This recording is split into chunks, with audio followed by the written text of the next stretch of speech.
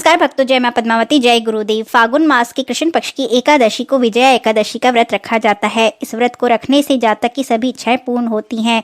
हालांकि इस वर्ष विजया एकादशी को लेकर संशय बना हुआ है कि व्रत 6 मार्च को रखना है कि 7 मार्च को। पंचांग के अनुसार 6 मार्च के दिन सुबह 6:30 बजे से एकादशी तिथि की शुरुआत होगी, जो कि 7 मार्च के दिन 4:13 तक रहेगी।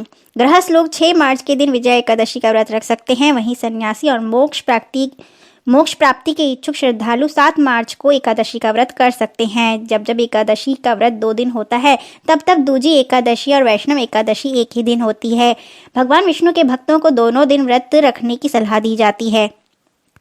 एकादशी के दिन पहले भी हम अपने वीडियो में बता चुके हैं। उसी प्रकार स्नान आदि करके मंदिर की सफाई करें, भगवान श्री हरि विष्णु का जलाभिषेक करें, प्रभु को पंचामृत सहित गंगा जल से अभिषेक करें। अब प्रभु को पीला चंदन और पीले पुष्प अर्पित करें। घर के मंदिर में घी का दीपक प्रज्वलित करें। संभव हो तो व्रत रखें, व्रत लेने का संकल्प करें। फिर विजय एकादशी के व्रत की कथा का पाठ करें। ओम नमो भगवते वासुदेवाय मंत्र का यथाशक्ति जाप करें। पूर्ण श्रद्धा के साथ भगवान श्री हरि विष्णु और माता लक्ष्मी जी की आरती करें। प्रभु को तुलसी दल सहित भोग लगाएं और अंत में क्षमा प्रार्थना अवश्य करें। विजया एकादशी के दिन श्री हरि की पूजा करने के साथ कुछ खास चीजों का भोग जरूर लगाएं। इससे मां लक्ष्मी तो आकर्षित होती ही हैं और विष्णु जी तो प्रसन्न हो ही जाते हैं। इसके लिए पद्म पुराण के अनुसार विजय प्राप्ति की कामना के लिए विजय एकादशी का व्रत रखा जाता है। त्रेता युग में श्री राम ने भी यह व्रत रखा था, जिसके परिणाम स्वरूप उन्होंने रावण पर विजय प्राप्त की थी। ये तिथि जगत के पालनहार श्री हरि को समर्पित है। इस दिन भगवान विष्णु की पूजा के अलावा भोग उन्हें अर्पित जो किए जाते हैं, उनसे समस्त पापों का नाश हो जाता है और आर्थिक संकटों से मुक्ति मिलती है तथा मनोवांछित फल की प्राप्ति होती है। विजया एकादशी के दिन भगवान विष्णु का प्रिय भोग है खीर। भगवान को विष्णु को पूजा में दूध, मखाने, केसर, सूखे मेवे से बनी खीर का भोग लगाएं। ऐसा माना जाता है कि देवी लक्ष्मी साधक मेहरबान हो जाती हैं, घर में धन वृद्धि होती है और दरिद्रता का नाश हो जाता है। ध्यान रहे, इस दिन चावल की खीर न बनाएं। एकादशी पर चावल खाना और बनाना वर्जित होता है। वैसे तो श्री हरि को सभी तरह के फल चढ़ाए जाते हैं, परंतु केला उन्हें अधिक प्रिय है। अतः केले का भोग लगाने से कुंडली में गुरु दोष खत्म हो जाते हैं और विवाह में आ रही अड़चनें समाप्त होने लगती हैं। मोक्ष प्राप्ति के लिए विजया एकादशी के दिन भगवान विष्णु को चने की दाल का भोग लगाना चाहिए। इससे समस्त परेशानियों का अंत होता है। भगवान विष्णु और मां लक्ष्मी के आशीर्वाद से मृत्यु के बाद व्यक्ति को नरक की यातनाएं नहीं सहनी पड़ती। विजया एकादशी पर वे भगवान विष्णु को दूध, दही, शहद, घी, शक्कर मिलाकर पंचामृत का भोग लगाना चाहिए।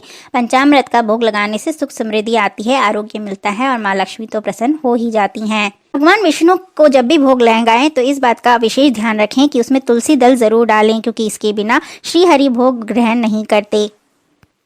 साथ ही इस दिन पूरे व्रत का पूर्ण फल प्राप्त करने तथा अपने पुत्र, पत्नी और संतति की रक्षा के लिए तथा पितरों के तर्पण के लिए और उनकी मोक्ष की कामना करते हुए उनकी आत्मा को शांति मिले, इसलिए अन्न वस्त्र का दान करना बेहद शुभ माना जाता है। इस दिन कोशिश करें कि ज़रूरतमंदों को कपड़े और खाने का कुछ न कुछ सामान अपनी यथाशक्ति दान अवश्य करें। ऐसा करने से आपके घर परिवार में सुख समृद्धि का वास होता है। इस वर्ष विजया एकादशी पर ग्रहों का अद्भुत संयोग बन रहा है। इस साल विजया एकादशी पर बुध अपनी राशि परिवर्तन कर रहे हैं। इसके बाद शुक्र का राशि परिवर्तन होगा और अगले दिन महाशिवरात्रि पड़ रही है। कहा जाता है कि इस व्रत को करने से सोने, चांदी, तांबे और मिट्टी के एक घड़ा बनाना चाहिए। इस घड़े में जल भरकर 5 पल्लव रखना चाहिए। इस घड़े के नीचे सतनाज रखें, सतनाज के ऊपर जौ रखें और फिर उसके ऊपर श्री नारायण की मूर्ति रखनी चाहिए।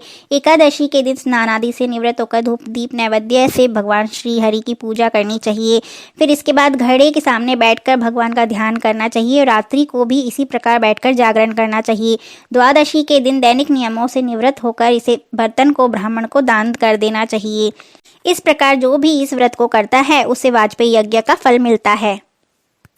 इस दिन बुध के निमित्त आप एक उपाय यह कर सकते हैं कि एक मिट्टी का घड़ा जिसे जल से भरने के बाद ढक कर उसे अपने घर के दक्षिण पूर्व दिशा में रख दें।